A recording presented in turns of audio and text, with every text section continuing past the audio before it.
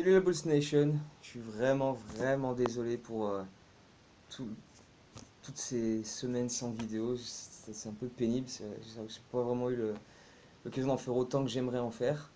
Un petit peu malade, tout ça, etc. Enfin bref, toujours est-il que on va essayer de reprendre ça de manière un peu plus régulière maintenant. Et donc du coup, on va commencer avec une petite news bien sympa quand même. Zach LaVine a repris les entraînements avec Contact depuis hier. Il a enfin eu le feu vert des médecins, c'est quand même sympa. Ça va, ça va prendre un certain temps, le temps qu'ils reprennent le rythme, tout ça. Il n'y a pas encore de date pour un retour. Mais ça reste quand même une bonne nouvelle parce que c'est un joueur sur lequel les Bulls comptent, même s'ils ne lui ont pas donné de prolongation cet été. Mais ils comptent sur lui pour le futur, c'est clair. Sinon, il l'aurait pas inclus dans le trade pour Jimmy Butler. Même lui dit qu'après cet été, il sera là. Donc voilà, les Bulls vont enfin pouvoir juger un peu ce qu'il est capable de faire et voir comment l'utiliser. C'est plutôt une bonne nouvelle, d'autant qu'en ce moment, malgré des défaites assez bizarres, on va dire, surtout celle à Phoenix là, de dimanche, il y a quand même des bonnes choses, on voit des bonnes choses. Il y a les jeunes qui commencent enfin à montrer des signes intéressants. Le petit Chris Dunn, notamment, bon, il a fait pas mal d'erreurs contre Phoenix. Mais au niveau de l'énergie, il est là, quoi. Il se bat sur tous les ballons, il défend comme un fou. En attaque, bon, il a encore du mal à, à se décider à quand attaquer le cercle, quand de faire la passe. Surtout que des fois, il voit qu'il y a des match-up complètement hallucinants à l'intérieur, mais il donne pas la balle. Il y a un exemple, le match à Phoenix, il est à la ligne à 3 points. Markkanen est à 3 mètres du cercle, défendu par un arrière, Mike James de mémoire. Chris Dunn le voit, il est en face de lui. Il lui fait non, dégage la ligne à 3 points, je veux attaquer le cercle. Non, non, Chris, non. Alors bon, il a marqué derrière, c'est bien. Mais non, non. T'as un gars de 2 m 10 à 3 mètres du cercle qui est défendu par un mec d'1 m 85, tu lui files la balle, point. C'est pas compliqué. Et d'ailleurs, Fred Hoiberg l'a dit après le match, plein de fois pendant le match, Markkanen a été dans cette situation-là, on lui a jamais filé la balle et c'est pas normal.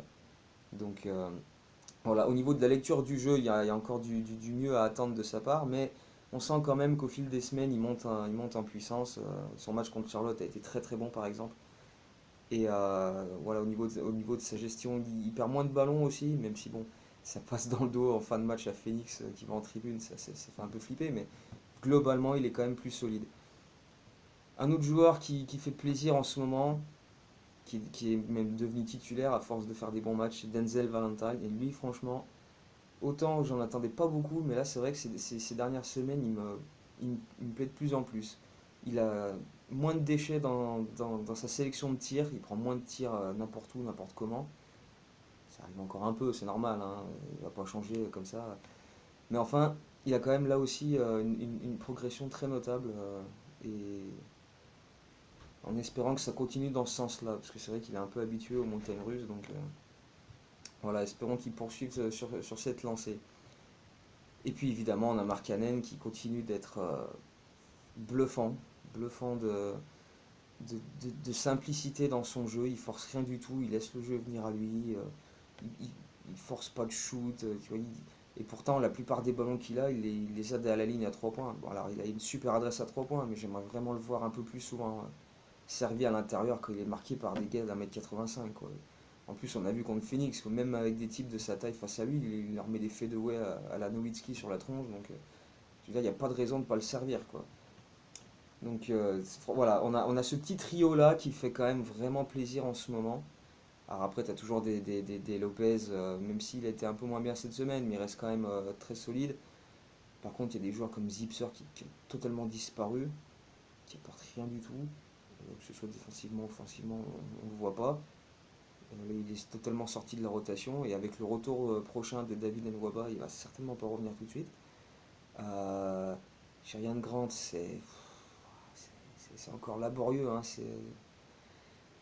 et des coups, ouais, quand il attaque le cercle, il est pas mal. Mais après, ouais, c'est quand même très limité. Et puis il crée pas grand chose pour ses partenaires. Pour un meneur, ça fait quand même pas beaucoup. Donc ouais, il y a du bon, du moins bon. Portis toujours à l'énergie. Voilà, on va revenir un peu sur ça aussi. L'histoire Nicolas Mirotic, Bobby Portis. Donc depuis que Portis est revenu, il fait des matchs intéressants. Il apporte beaucoup d'énergie, c'est ce qu'on attendait de sa part et c'est ce qu'il a toujours fait. Le mec qui va au charbon, qui lutte sur tous les rebonds, qui défend, qui met de l'intensité dans tout ce qu'il fait et pour ça, il n'y a pas de, il y a pas de souci. C'est un super élément. Après, voilà, l'histoire entre Mirotic et Portis est en train de très largement tourner en la faveur de Portis. Euh, Ça se voit dans les déclarations de ses partenaires depuis qu'il est revenu, ça se voit dans les déclarations du front office depuis qu'il est revenu, ça se voit depuis que Mirotic est aux entraînements et que les deux ne se sont toujours pas parlé et que personne ne fait rien pour arranger la situation. Donc je me demande si les Bulls ne laissent pas pourrir le truc exprès. Parce que, enfin je sais pas, t'es John Paxson, t'es Gar Forman, t'as deux joueurs qui s'entraînent euh, à quelques mètres l'un de l'autre et qui ne s'adressent pas la parole. Ouais, à un moment, intervient, fais quelque chose. À la fin de l'entraînement, tu les chopes tous les deux, tu les assois autour à une table et tu leur dis, bon les gars, ça peut pas durer comme ça, quoi. Mettez les choses à plat et qu'on n'en parle plus. Parce que là, on laisse traîner le truc. La presse, toutes les semaines, ouais, les mecs, ils ne se sont toujours pas parlé, c'est pas normal. Fred Hoiberg, à chaque interview, il doit encore dire, ben non, c'est pas ce qui se passe, faut laisser du temps, personne, il a pas envie de lui parler, lui, il a pas envie de lui parler non plus, donc voilà. Ben non, mais non, putain, mais c'est quoi ça? Mais non, faut pas laisser faire des choses comme ça, c'est pas normal. C'est quoi cette manière de faire? C'est totalement ridicule, hein. Faut régler le truc à un moment donné. Je sais pas moi. S'il n'y en a pas un des deux qui décide d'aller vers l'autre, je sais pas, en tant que franchise, en tant que médiateur, putain, mais oh, tu les appelles tous les deux dans le bureau, tu leur dis, oh les mecs, maintenant faut régler cette histoire, ça peut pas durer. C'est pas normal. D'autant que Mirotic est censé revenir jouer pas prochainement, mais quand même à un moment donné, il va se retrouver dans les entraînements avec le reste du groupe et puis il va finir par jouer. Euh, Ils peuvent pas le trader de toute façon avant la mi-janvier sans son accord en plus. Donc de toute façon, il va falloir qu'il fasse quelque chose. Cette situation est totalement ridicule et encore une fois gérée de manière absolument incompréhensible et contraire à ce qui devrait être fait. C'est totalement improbable de voir des choses pareilles se passer dans des franchises professionnelles. Bref. Voilà, c'était mon petit coup de gueule. Euh, voilà, on a fait plus ou moins le tour là de l'actu au niveau des Bulls. Là, on va démarrer une semaine. On va jouer 4 matchs en 6 jours. Et ça va vraiment pas être simple. Il y a les Lakers ce soir, il y a Utah demain, il y a Golden State vendredi, il y a Miami dimanche. À mon avis, ça va piquer. Ça va piquer quelque chose de fort. Donc, ouais, la semaine risque encore d'être bien pénible au niveau des résultats, au niveau du jeu. Parce que ouais, au niveau du jeu, voilà, tu as des joueurs qui individuellement euh, se montrent un peu, mais collectivement c'est une catastrophe absolue. On n'est toujours pas prêt à voir Fred Hoiberg imposer quoi que ce soit, quoi.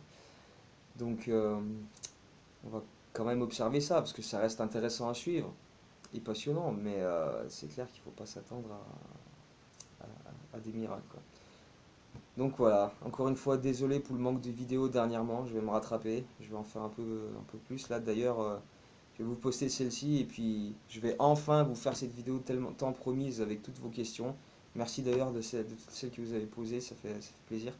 Donc voilà, je vais m'occuper de ça et puis ben, on se voit prochainement pour de prochaines vidéos. Et go Bulls!